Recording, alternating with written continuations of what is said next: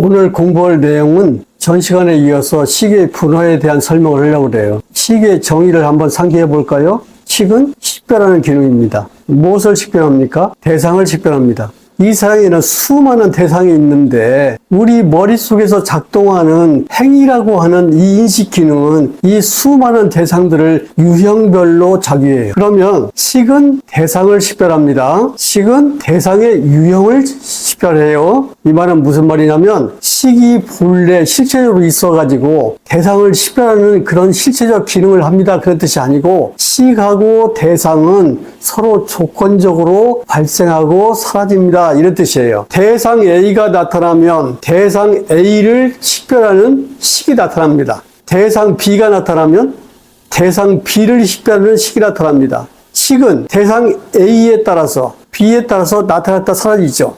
대상 A를 식별하는 식이 나타나면 대상도 거기에 함께 나타나요. 대상 B를 식별하는 식이 나타나면 거기에 대상 B도 함께 나타나요. 이렇게 조건적인 관계 속에서 함께 나타나는 이것을 뭐라고 하냐면 조건 발생, 즉 연기의 원리라고 그래요. 단어의 개념 몇 가지를 한번 다시 정리해 볼게요. 식이 대상의 유형을 식별하는 기능이라고 말을 했으니까 대상은 뭐냐? 대상이라는 것은 안, 이, 비, 설, 싯이라고 하는 5가지 감각 기관을 통해서 들어온 감각 정보가 있을 거 아닙니까? 이 감각 정보가 들어오면 그 정보들은 다 어디를 향해서 들어가냐면 의문을 향해서 들어가요. 의문에 들어가면 시각 내지 촉각 5가지 감각 정보가 무엇에 나타나냐면 의에 나타나요. 이렇게 의에 나타난 이 5가지 감각 정보를 뭐라고 해요? 대상이라고 합니다. 5가지 감각 정보가 의의 대상이 될 때 그 대상을 식별하는 의식이 생겨나는 거예요. 의식이 생겨나면 이 의식이 그 감각 정보들을 가지고 수상행을 작용합니다. 그런데 이 수상행 속에는 상이라고 하는 중요한 개념이 들어있어요. 상은 뭐냐면 감각한 것을 심적인 영상, 심적인 이미지로 만드는 곳이에요. 이 심적인 이미지를 뭐라고 하냐면 현상이라고 그래요. 그러니까 식은 상이라고 하는 지각된 현상을 식별하는 거예요. 상이라고 하는 현상을 지각할 때 거기에 행이 개입돼 가지고 그 현상을 자기 중심적으로 만들어요. 그러니까 여러분이 경험하는 이 세상의 모든 현상은 머릿속에서 식별된 것으로 생겨나지요. 이 식별된 것을 뭐라고 그래요? 의식된 것이라고 한다 그 말이에요. 여기서 우리는 알 수가 있어요. 대상과 식이 조건적으로 결합하는 과정을 알 수가 있습니다. 감이 나타나면 감을 식별하죠. 밤이 나타나면 밤을 식별하죠. 대상과 현상에 대한 이해를 했죠. 현상이 만들어질 때 행은 어떤 역할을 하냐면 그 현상에 언어를 부여해요. 어떻게 해서 언어로 현상이 표시되냐면 의미를 가진 단어로 표시를 해요. 이 의미를 가진 단어들을 모두 다 합해서 뭐라고 하냐면 개념 그래요.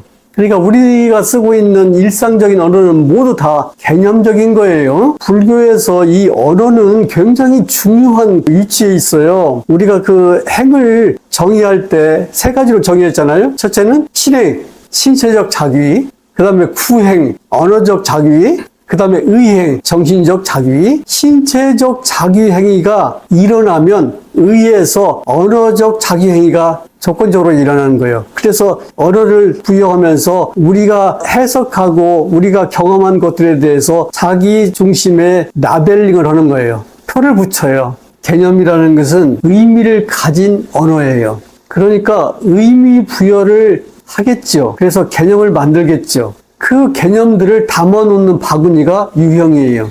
예를 하나 들어볼까요? 여기에 나팔꽃이 있습니다. 나팔꽃 이거 개념이죠.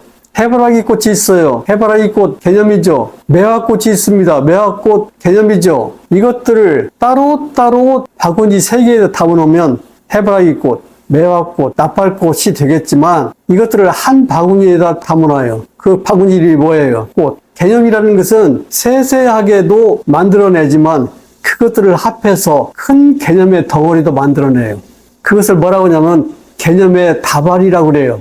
그 개념의 다발을 만드는 것을 하는 기능이 우리에게 있습니다. 이렇게 개념을 담아 놓은 바구니들을 유형이라고 그래요. 그럼 한번 처음으로 돌아가 볼게요. 식은 대상의 유형을 식별합니다. 즉 대상의 유형과 식은 조건적인 관계 속에서 함께 발생하는 거예요. 오늘은 무슨 공부를 하려고 하냐면 식의 유형이 두 가지로 분화하는 것을 공부하려고 그래요. 여러분은 이 시간을 통해서 내 이식 과정 속에서, 즉 다른 말로 말하면 식이 있는 이 몸 안에서 어떻게 나라는 존재와 세계라고 하는 존재가 발생하는 것인가를 이해해야 돼요. 그리고 그 발생된 나라는 존재와 세계라는 존재가 어떻게 이 세상에 투사돼서 살아가는가를 이해해야 돼요. 식이 대상의 유형을 식별하는데 그 대상의 유형은 네 가지입니다.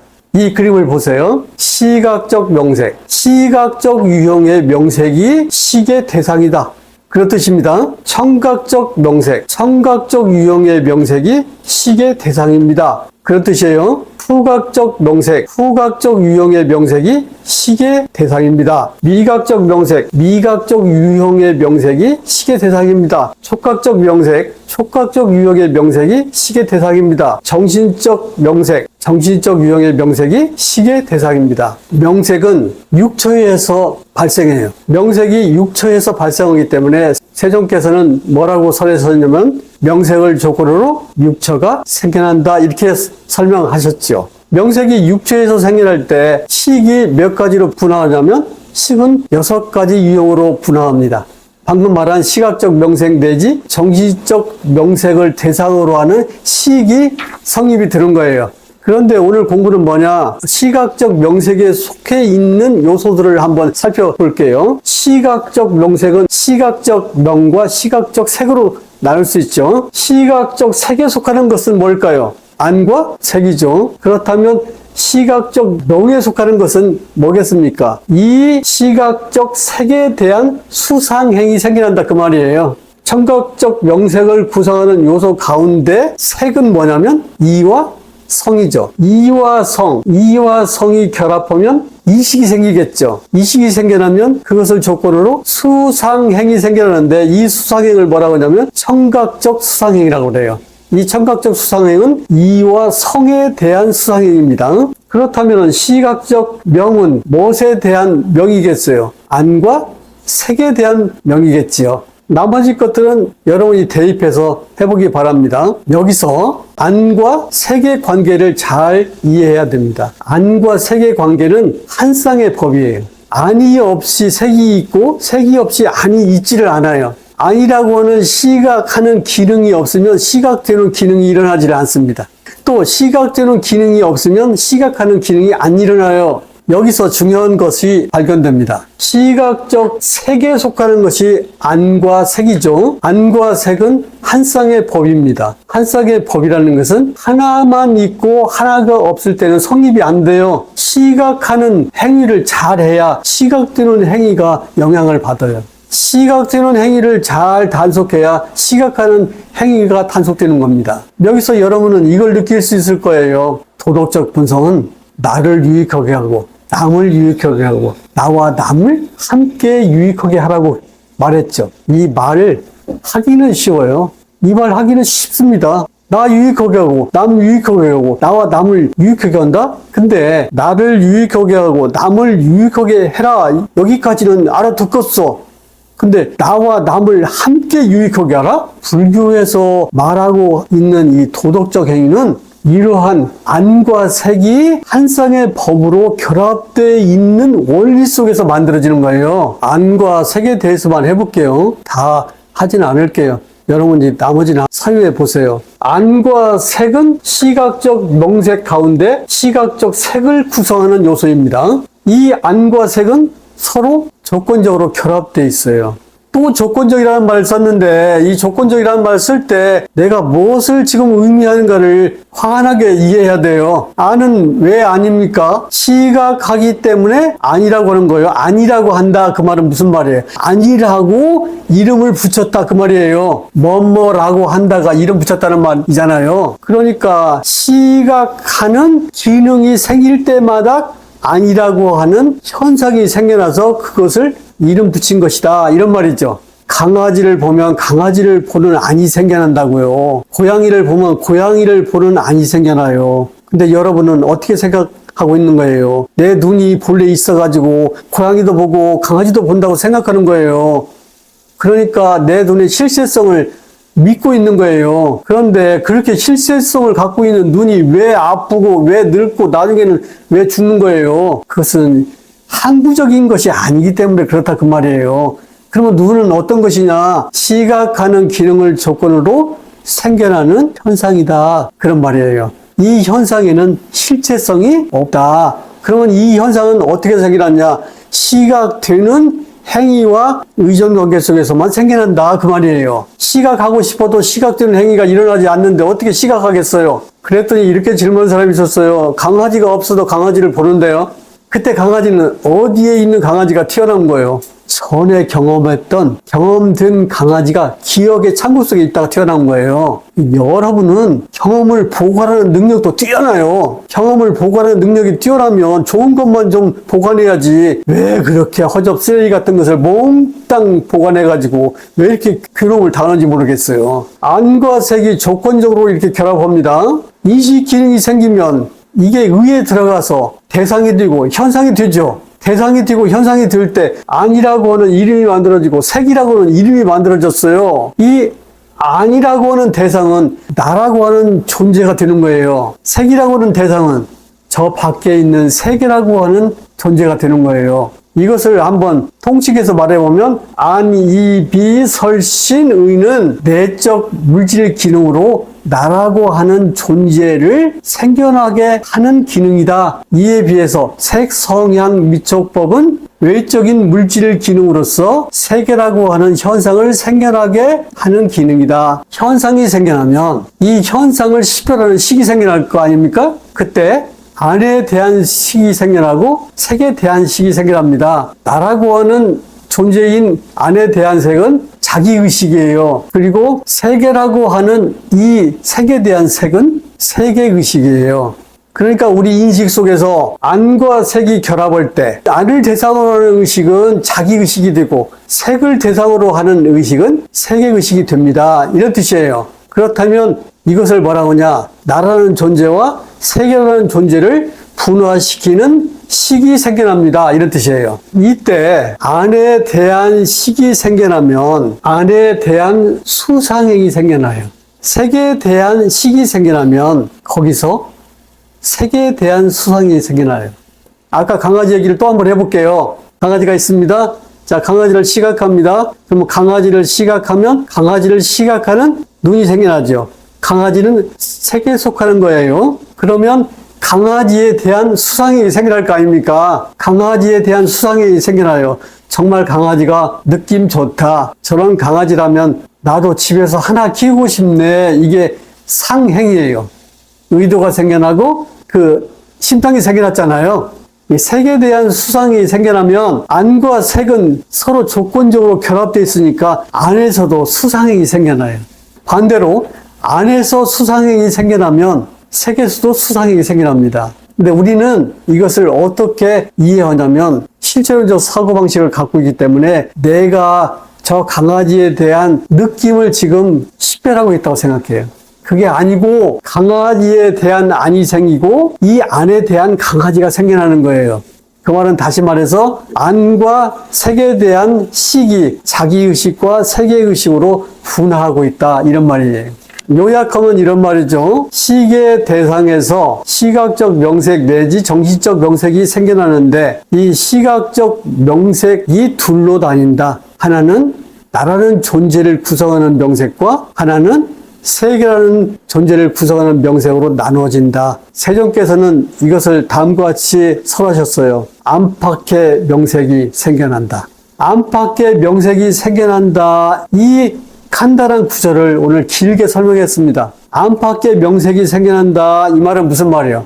나라는 존재에 대한 명색과 세계라고 하는 존재에 대한 명색이 육처에서 생겨난다. 이 명색에 대한 식이 분화되는데 그것이 바로 자기의식이고 세계의식이다. 세종께서는 다음과 같이 말씀하셨습니다. 식이 있는 이 몸 안에 세계가 있고 세계의 발생이 있고 세계의 소멸이 있고 세계의 소멸로 인도하는 길이 있다. 이러한 세존의 법을 오늘 내적인 명색, 안의 명색과 외적인 명색, 밖의 명색에 대한 식의 분화로 설명했어요. 한 개인의 식 안에는 나라는 존재와 세계라는 존재가 이렇게 결합되어 있어요. 그러면 여러분은 이 말도 이제 기억해야 돼요. 걸어서 이 세상의 끝에 도달한 사람이 있다고 나는 말하지 않는다. 걸어서는 이 세상의 끝에 도달할 수 없어요. 나는 걸어서 이 세상의 끝에 도달한 사람이 있다고 말하지 않는다. 왜 그럴까요? 불가능해요. 불가능한 이유는 그 다음 문장에 있어요. 그러나 나는 세상의 끝에 이르지 않고서 괴로움을 소멸했다고 또 말하지 않는다. 세상의 끝에 이르지 않고서 괴로움의 끝에 이르렀다고 나는 말하지 않는다. 정말 멋있는 말 아니에요? 그 말을 이해하기 위해서 오늘 공부한 이 내적인 명색과 외적인 명색, 즉 안의 명색과 밖의 명색이 식의 분화에 의해서 한 개인의 몸 안에서 생겨난다는 것을 깨닫지 못하면 절대 이해 못합니다. 여기서 세계는 어떤 세계냐면 윤희하는 세계예요.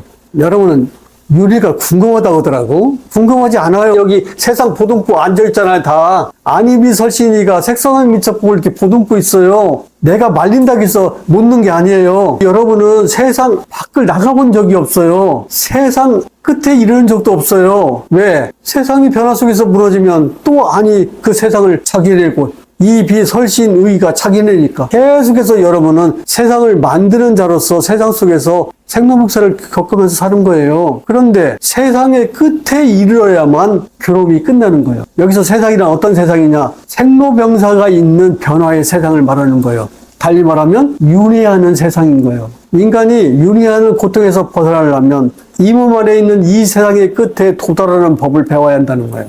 이 몸 안에 있는 세상의 끝에 도달하려면 어떻게 해야 되겠어요?